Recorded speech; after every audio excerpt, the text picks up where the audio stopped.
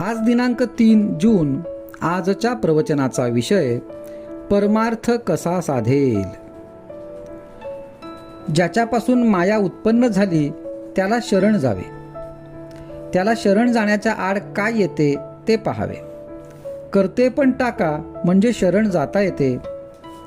माझेपणाने मिरवता आणि अभिमान कायम ठेवता मग भगवंताला शरण कसे जाता येईल. आपण संताच्या दर्शनाला जातो आणि बायकोचे दुखणे बरे व्हावे असे म्हणतो, मग ते दर्शन खरे झाले म्हणायचे का.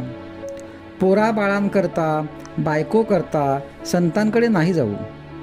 संतांनी नामस्मरण करायला सांगितले, परंतु मुलगा वाचत नाही असे पाहिले की आपली रामावरची नामस्मरणावरची श्रद्धा उडते.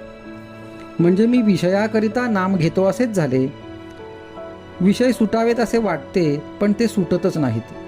याचे कारण आमची अशी बलवत्तर इच्छाच नसते. संन्यास घ्यायला निघाला तर बायको पोर घेऊन आडवी येते.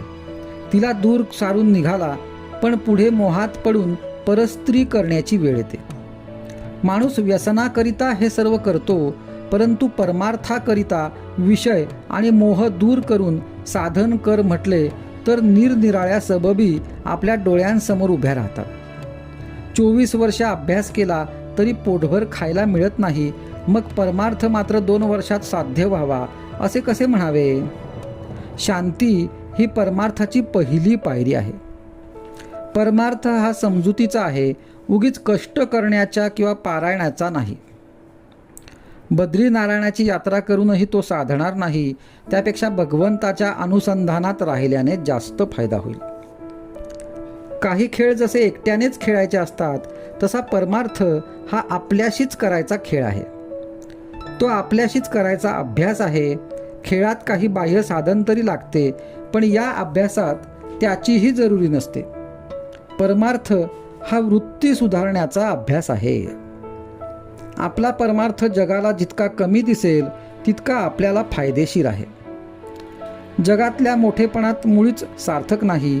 खरा मोठेपणा नसताना उगीच मोठेपणा वाटणे हा तर फार मोठा घात आहे.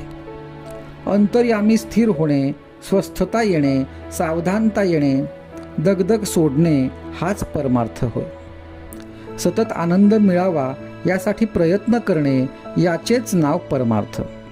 जग काय म्हणेल म्हणून वागणे याचे नाव व्यवहार, आणि भगवंत काय म्हणेल म्हणून वागणे हाच परमार्थ.